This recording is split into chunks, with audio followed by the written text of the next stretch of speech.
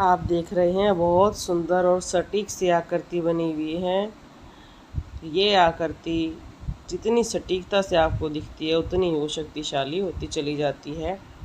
तो इस आकृति में 3 फूल आपको दिखाई दे रहे हैं, 3 पंखुड़ियाँ कह सकते हैं। इसके ऊपर हमने वीडियो भी बनाया रखी है कि 3 पंखुड़ियाँ क्यों बनता है और कितना शक्तिशाली होता है। फिर भी मैं बता दूं, ये स्वामी समर्थ जी की पूजा करते हैं, जिनको दत्तात्रेय महाराज का अवतार कहा जाता है। कई स्थानों पर ब्रह्मा का कहा जाता है, कई जगह शिव जी का कहा जाता है। तो आप सभी जानते हैं वो दत्तात्रेय महाराज 3 शक्तियों के स्वामी थे, इसलिए तीनों शक्तियाँ इनके दीपक में दिखाई दे रही हैं, शिव जी की, ब्रह्मा जी की, विष्णु जी की।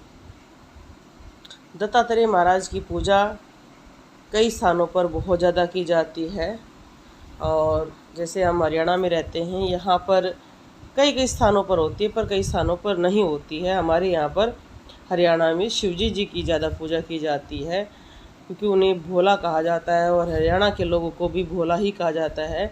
वो ज़्यादा कर्म कांड में नहीं, हल्की फुल्की पूजा करने में और कर्म करने में विश्वास रखते हैं। उनका पूजा करने का एक उद्देश्य होता है कि किसी का दिल नहीं दुखाना, किसी के प्रति वैर नहीं रखना, यही भगवान की पूजा होती है। और आप सभी जानते हैं कि ये एक सच्ची भक्ति मानी जाती है। तो आप जो आकृति देख रहे हैं, ये शक्ति के साथ साथ आपको प्रेम शक्ति से जोड़ती है। अगर आप भी दत्तात्रेय महाराज की पूजा करते हैं तो आपके दीपक पर भी इस तरह की आकृति बन सकती है। ये आकृति अच्छी होती है, आपके घर की ऊर्जा को बढ़ाती है और इस ऊर्जा से, इन पंखुड़ियों के या इस रूप से आपको क्या लाभ प्राप्त होगा। आपके घर में सुख शांति का वास होगा। अगर आपके घर में कोई भी भूत प्रेत बाधा है या पितृ दोष है, वो धीरे धीरे दूर होना शुरू हो जाएगा। बहुत सारे व्यक्ति ये सोचते हैं कि हमारे घर में पितृ दोष है और आज से हमने पूजा शुरू की है या कोई उपाय शुरू किया है या हमने पूजा करवाई है, हमें एक दिन में ही या एक हफ्ते में लाभ प्राप्त हो जाए। जैसे कभी भी पितृ दोष 2 दिन में नहीं होता है, साल लग जाते हैं पितृ दोष बनने में।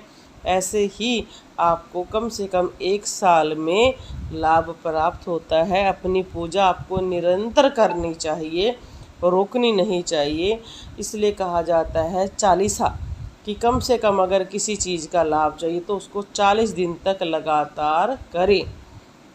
और 41वें दिन, जैसे अगर आप दत्तात्रेय महाराज की जला रहे हैं, स्वामी रामदास समर्थ जी की जला रहे हैं, तो आपको कुत्तों को खाना खिलाना है, आपको गाय को खाना खिलाना है और चींटियों को खाना खिलाना है, क्योंकि यही उनकी वाणी थी कि हर प्राणी में मेरा वास है। तो 41वें दिन अगर आप माता लक्ष्मी की भी साधना कर रहे हैं तो 41वें दिन आपको 11 सुहागनों को, सुहागन का जो सामान होता है, जो चूड़ी श्रृंगार और गायों को खाना खिलाना है। अगर आप वीरवार क्या करते हैं तो आपको गाय को खाना खिलाना है।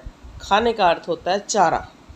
यहाँ पर आप अपने घर से पूड़ी वगैरह बनाकर ना खिलाएं, वो उनके स्वास्थ्य के लिए हानिकारक है। तो आपको अपनी आकृति से लाभ लेना है तो समय लगेगा, निरंतर करते रहे, लाभ जरूर होगा।